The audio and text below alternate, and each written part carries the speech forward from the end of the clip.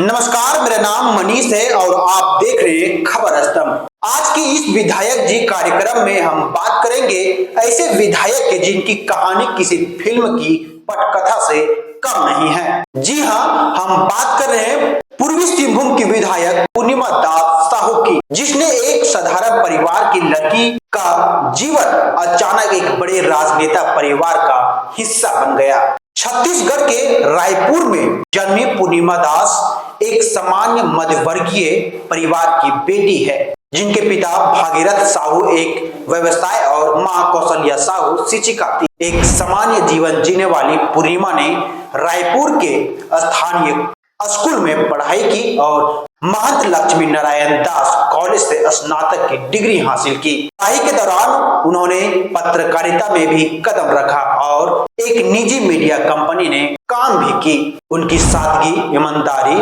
और मेहनत उनकी पहचान बन गई है, लेकिन उन्हें नहीं पता था कि उनका जीवन इतना बड़ी सियासी कहानी का हिस्सा बनने जा रहा है। पूर्णिमा की शादी की कहानी भी उतनी ही दिलचस्प है जितना उनका वर्तमान सियासी सफर। 2019 में फेसबुक के माध्यम से उनका रिश्ता झारखंड के तत्कालीन मुख्यमंत्री रघुवर दास के बेटे ललित दास से जुड़ा। यह रिश्ता उनके रिश्तेदारों के माध्यम से आगे बढ़ा। रायपुर में एक सामान्य जीवन जीने वाली पूर्णिमा के लिए झारखंड के इतने बड़े राज परिवार में शादी करना किसी सपने से कम नहीं था। शुरू में उनके परिवार के लिए यह रिश्ता समझ पाना मुश्किल था, लेकिन रघुवर दास और उनके परिवार की सादगी और ईमानदारी ने हर शंका को दूर कर दिया। 8 मार्च 2019 को पूर्णिमा और ललित का विवाह संपन्न हुआ। यह शादी झारखंड और छत्तीसगढ़ में काफी चर्चा का विषय भी रहा था। शादी के बाद भी पूर्णिमा ने अपनी सादगी को बनाए रखा। उन्होंने कहा था कि वे ससुराल जाकर भी वही रहेगी जो रायपुर में थी। मैं ससुराल में जाकर भी वही पीहू रहूंगी जो रायपुर में गोलगप्पे खाती थी। यह वाक्य उनके सादगी भरे व्यक्तित्व को बखूबी दर्शाता है। ससुराल में अपने कदम जमाने के बाद पूर्णिमा में धीरे धीरे झारखंड की संस्कृति और राजनीति को समझना शुरू किया। उनके ससुर रघुवर दास झारखंड के पहले गैर आदिवासी मुख्यमंत्री रहे, जिन्होंने राज्य के विकास के लिए कई बड़े कदम उठाए।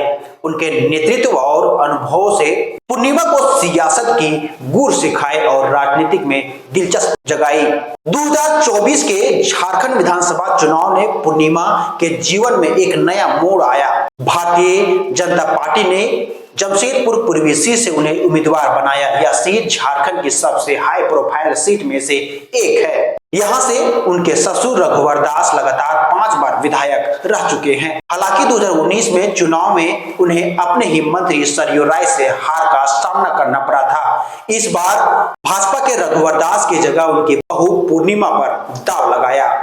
पूर्णिमा ने इस चुनौती को एक अवसर के रूप में देखा और कहा, मैं अपने ससुर की राजनीतिक विरासत को ईमानदारी और समर्पण के साथ आगे बढ़ाऊंगी। यह मेरे लिए केवल चुनाव नहीं बल्कि लोगों की सेवा का मौका है। पूर्णिमा के सामने चुनौती बड़ी है। जमशेदपुर पूर्वी सीट पर सरयू राय ने 2019 के प्रदर्शन की छाप अभी भी है। हालांकि इस बार सरयू राय ने अपनी पारंपरिक सीट जमशेदपुर पश्चिमी पर ध्यान केंद्रित किया, जिसे पूर्णिमा के लिए रास्ता थोड़ा आसान था। इसके बावजूद चुनावी राजनीति में नया चेहरा होने के कारण उन्हें अपने आप को साबित करना होगा। जनता उनसे उम्मीद करती है कि वे अपने ससुर की नीतियों को न केवल आगे बढ़ाए बल्कि नई सोच और ऊर्जा के साथ विकास की नई कहानी लिखेगी। पूर्णिमा की सादगी और आत्मविश्वास ने उन्हें जनता के करीब ला दिया।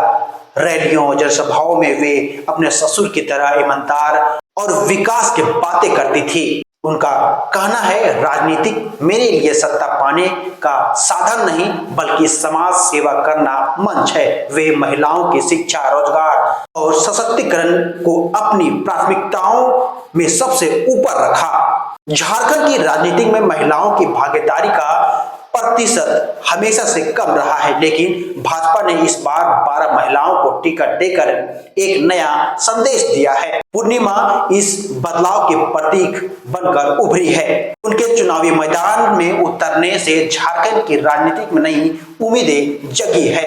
वे कहती है, मैं एक सामान्य परिवार से हूं और मुझे पता है कि जनता की समस्या क्या है। मैं उनकी आवाज बनूंगी और हर चुनौती का सामना करूंगी।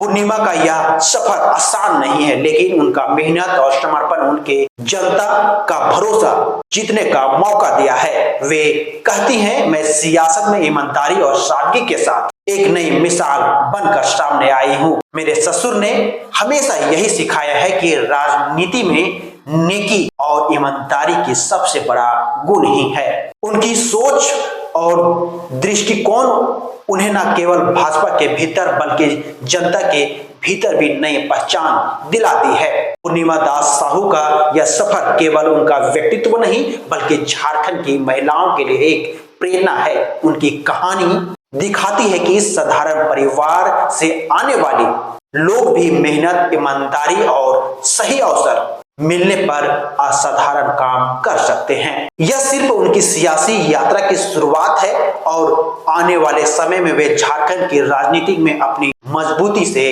अपना छाप छोड़ सकती है। ये वीडियो आपको कैसा लगा कमेंट करके जरूर बताएं। तब तक के लिए हमें दीजिए इजाजत। धन्यवाद।